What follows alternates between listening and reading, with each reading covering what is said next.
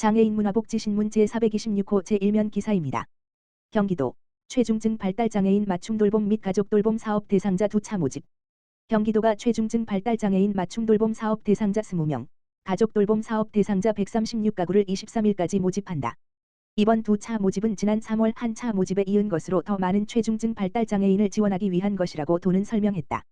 1차로 모집한 대상자는 4월부터 서비스를 이용 중이며 이번 2차 지원으로 선정되면 5번지월부터 돌봄 사업을 이용할 수 있다. 맞춤돌봄은 1차 모집 때 55명이 신청해 40명이 지원 대상자로 선정됐으며 가족돌봄 사업은 94가구가 신청해 74가구가 대상가구로 선정됐다. 도는 올해 맞춤돌봄은 60명, 가족돌봄은 210가구를 지원할 예정이다. 최중증 발달장애인 맞춤돌봄은 도전적 행동이 심한 경우나 2개 이상의 중복장애가 있거나 혹은 일상생활이나 의사소통, 행동 중 2개 이상 기능이 제한된 사람이 대상이다. 맞춤돌봄 사업 대상자에 선정되면 경기도에서 파견된 최중증 발달장애인 전문 인력으로부터 월 최대 50시간의 돌봄을 받을 수 있다. 이용 3일 전까지 누림센터 누리집 https://www.knurim.or.kr/카카오톡 등을 통해 이용시간, 이용 사유 등을 작성해 맞춤돌봄 서비스를 신청하면 된다. 1. 일로 지원을 받는 경우 월 최대 50시간이 가능하며 도전적 행동이 심한 경우 2. 일로 지원도 가능하다. 다만 2. 한 돌봄의 경우 월 최대 10시간으로 제한된다. 또한 도는 복지 혜택에서 배제되고 돌봄 사각지대에 놓여있는 가구를 가족돌봄 사업 대상으로 발굴해 월 40만 원의 가족생활수당을 현금으로 지원한다. 장애인 활동 지원 및 복지 서비스를 이용 중인 자를 제외하고 신청이 가능하다. 가족생활수당 지원 외에도 도는 지역사회 서비스와 연계해 가족에 대한 심리지원 서비스 등을 제공할 계획이다. 최중증 발달장애인 맞춤돌봄 및 가족돌봄 사업은 경기도에서 거주하는 18세 이상 65세 이하 발달장애인이면 신청이 가능하며 신청은 8일부터 23일까지 소재 읍면동 행정복지센터에서 신청하면 되며 활동지원사 매칭을 대기하고 있는 경우 관내 장애인복지관이나 활동지원사 연계기관에 신청할 수도 있다. 대상자 선정은 도전적 행동의 여부나 가구 환경 등에 따른 별도의 선정 기준에 따라 도에서 선정할 예정이다. 신청과 관련된 문의사항이 있는 경우 가까운 행정복지센터에 문의하면 된다. 서봉자 경기도 장애인자립지원과장은 이번 2차 모집으로 더 많은 분들이 신청하여 새롭게 추진하는 경기도 돌봄 서비스를 받길 바란다고 말했다. 경기남부장애인권익공호기관 2024년 1차 장애인 학대 및 차별 예방 캠페인 진행. 경기남부장애인권익공호기관 이하 경기남부홍호기관 은 제59조의 11 및 경기도 장애인 인권 증진에 관한 조례 제12조에 따라 설치된 기관으로 경기도 장애인에 대한 학대 및 차별을 예방하고 피해를 입은 장애인 사후 지원을 전담하는 기관이다. 경기남부홍호기관은 지난 4월 6일 도 2024년 제1차 장애인 학대 및 차별 예방 캠페인을 이천스문의 경기도 문화사계 봄꽃축제에서 진행하였다. 이번 캠페인은 경기도 대표 문화축제인 경기도 예청사에서 진행된 이천스문의 경기도 문화사계 봄꽃축제의 부스로 참여하는 방식으로 진행되었다.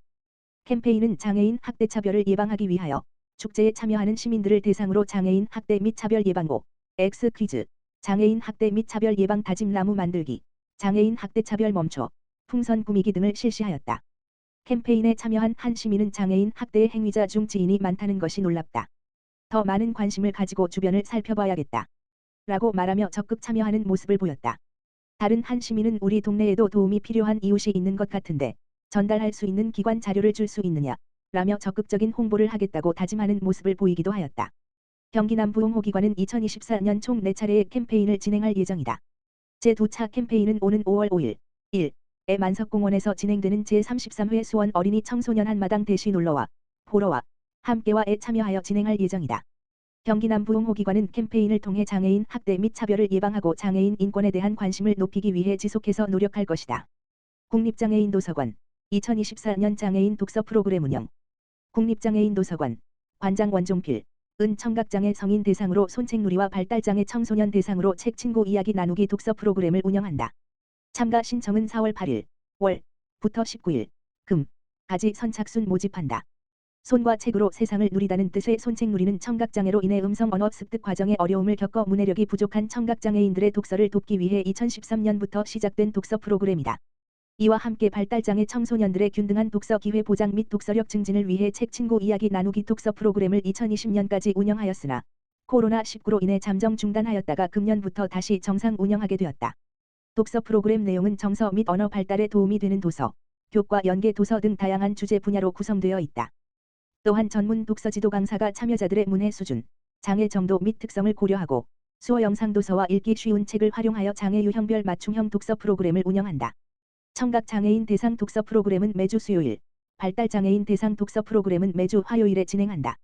이번 독서 프로그램에 대한 보다 자세한 내용은 국립장애인도서관 누리집 https://www.nld.co.kr에서 확인할 수 있다.